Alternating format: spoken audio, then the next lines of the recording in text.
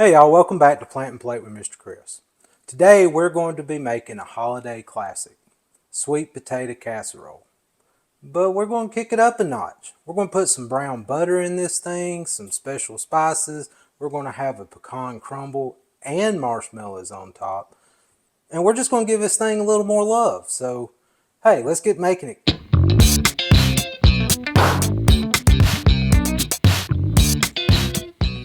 First thing you want to do is preheat your oven to 350 degrees. Potatoes from the can, emptied them into a colander, let them drain, rinsed them off good. That way you take out any, was it in heavy syrup, light syrup? Mine didn't even specify, it just said in syrup on the can. But I rinsed them off. Going to take my sweet potatoes, dump them into my bowl. Now here's the trick. We're going to take and add a little maple syrup. Now we're not talking pancake syrup. Real honest to goodness maple syrup. And we're going to add it based on the sweetness of the potatoes. So we're going to start off with just a teaspoon of maple syrup. I'm going to put it on my potatoes. I'm going to begin to mash my potatoes. And then I'm going to taste it and see how sweet they really are. Something close to like a roasted sweet potato when it comes out. So we're going to put that on there. Then I'm going to start mashing up my potatoes. I'm going to take my potato masher and just start mashing them up with that maple syrup on there. After I get them kind of broken down good, I'm going to mix them, taste it, and then see if I need to add more maple syrup to it. You can go up to a tablespoon of maple syrup, so don't get too squirrely if you have to keep adding some. I'm going to work on this. I'll see y'all in just a second. Mashed up my sweet potatoes, gave them a little taste. They need a little more love. So I'm going to add some more maple syrup to it. We're going to keep doing this process until I get these things to where they're just a touch on the sweet side. You don't really want them really sweet because we're going to put a ton of brown sugar and other goodness in this thing. But you don't want them to taste bittery like either. You want a little sweetness to them. Just for reference, when I was buying the ingredients for this recipe, the grocery store wanted just over $2 a sweet potato. I could buy a can of sweet potatoes for right at $1. So that's why I went with can. If it wouldn't have been such a difference in price, I would have used fresh sweet potatoes. All right, got that mixed with another spoon of maple. Let's see what I'm working with. About one more to make it happen. Got my sweet potatoes just kind of mixed up. Got the maple syrup in it. Now the next thing we're going to add to this thing, we're going to put a ½ cup of light brown sugar. Got 2 eggs, just broke them in a bowl. Grab you a fork, kind of beat those up a little bit. Take out some aggression on them things. Then we're going to pour that in on top of our brown sugar and potatoes. I've got a ½ teaspoon of just kosher salt. Remember, kosher salt is not as salty as iodine table salt.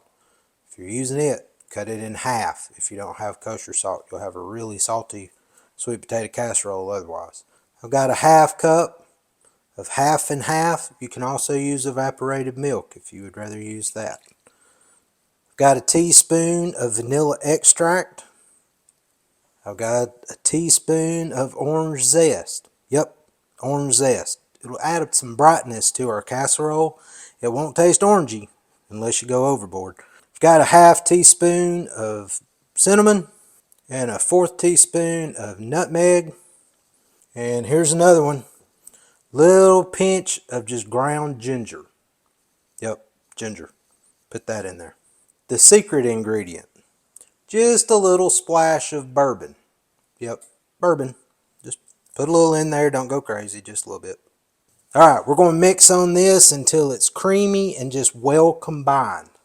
I'm going to work on it. I'll show you what it looks like when we're done. Be right back. So I've got it all mixed up. By the way, the bourbon that I put in it, It just deepens the flavor a little bit. If you don't have bourbon or you don't want to put bourbon in it, you can use orange juice, but if you use orange juice, don't put the orange zest in. Again, a sweet potato casserole, not an orange casserole. All right, so that's what it looks like. We're going to dump this thing in a 9 by 13 casserole dish. I've prepared the casserole dish with a little oil. We're just going to put that in there. All that turned out, we're just going to spread it out a little bit. Kind of smooth it on top so we got a good base to put our toppings on. It's time to start making the crumble that goes on top. This is the pecan portion of our topping. Now the first thing we're going to do is we're going to toast our pecans. Toasting them is going to give them just a little, it's going to bring out the flavor in the pecan. We're going to take just a skillet. We're going to put just a little bit of oil. And we're going to put our pecans in there. I've got my skillet on medium-ish, maybe a little warmer than medium, but not really medium-high type temperature. We're going to put them on there, get a little of that oil coated on them, and we're going to sit here and just let them toast in this skillet. It'll take about, depending on how hot your skillet is, it'll take about 3 to 5 minutes. You want to stop and pull them off the heat when they begin to become fragrant. You'll smell when they start toasting. Get them off the heat. We don't want them really brown because we're going to put them in the oven. So as we're toasting those pecans, the smell you're wanting to get, the fragrant part, it'll almost start smelling like popcorn right before it begins to pop. That's when you want to take it off. The next thing we're going to do is we're going to make some brown butter. Now, turn your skillet down to about a medium. You'll notice as it melts, it'll start foaming. Now, brown butter is one of those things, once you're getting those brown pieces, you want to stop it. So what we're looking for is, maybe you can see it. See those brown flakes on my spoon? It's really good to use a white spoon. It'd be better if you had a like white enameled skillet or something to put it in. But you want to brown your butter until you can see the brown flakes of it. What we're actually doing is separating the milk particles of the butter from the oil particles of the butter and browning them. Once that thing stops foaming, you're getting close to being done. So my butter has browned up. I'm going to meet you back over there where our casserole is, and we'll mix up the rest of our crumble, and I'll see you in just a second. So the reason we brown our butter is browning the butter gives it more of a nuttier, warm flavor than just melted butter. So it adds a little more to it. So now it's time to put our crumble together. We're going to take a little bowl and we're going to mix in brown sugar. This is a ½ cup of brown sugar. See, I told you, don't get those sweet potatoes too freaking sweet because we're going to put a lot of sugar to it. This is a ½ cup of all-purpose flour. Now we're going to add our browned butter, and make sure you scoop all that browned pieces off of the bottom of it. That was the whole reason we did this.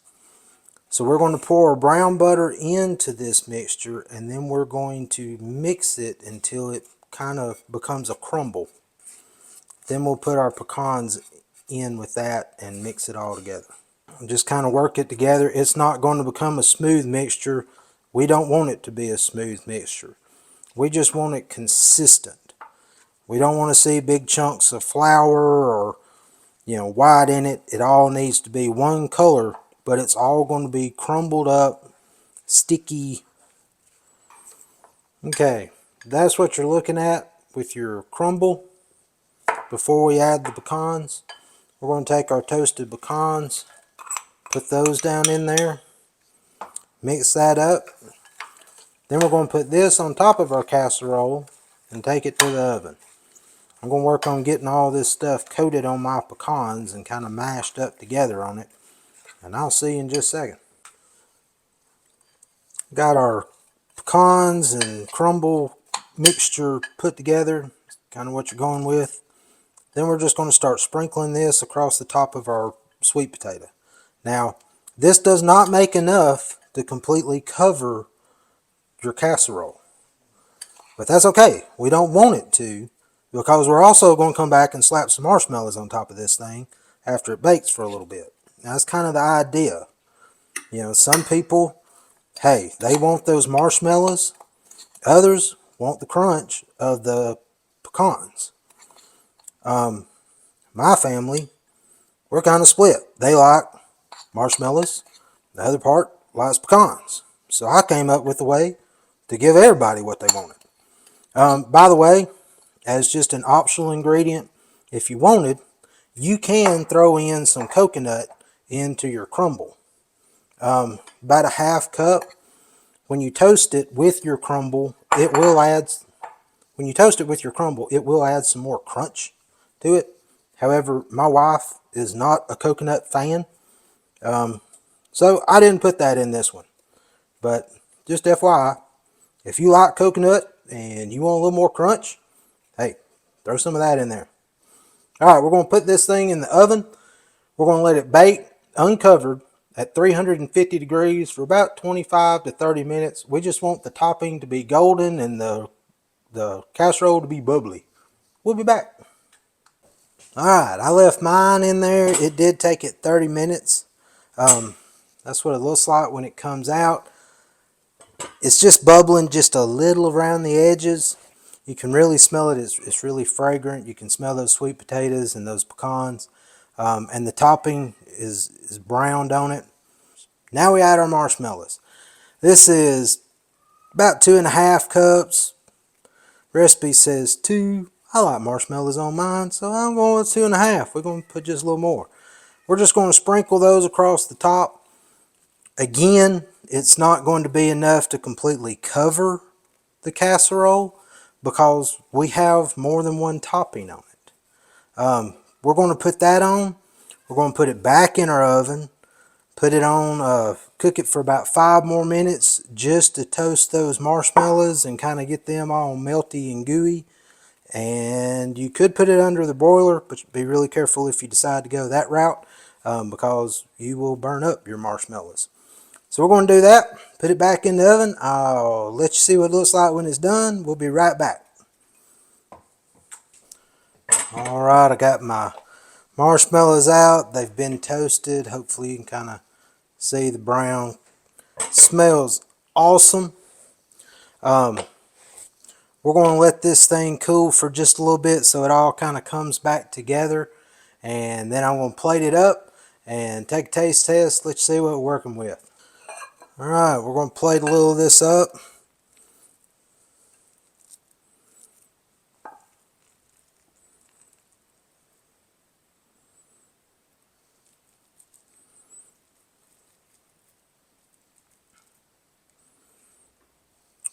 Here's what the casserole looks like plated. It's really pretty casserole. Smells awesome. I want to take a taste test.